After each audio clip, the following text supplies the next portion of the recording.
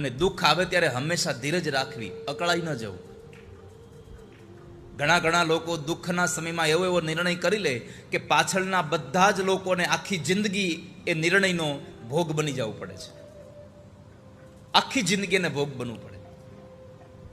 દુઃખમાંથી નીકળવા માટે સૌથી સહેલો રસ્તો છે ધીરજ રાખો.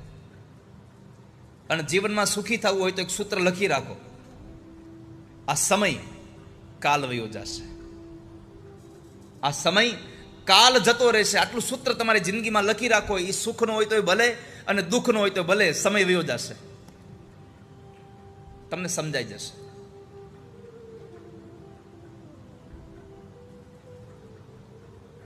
તો તમે ધીરજ રાખો.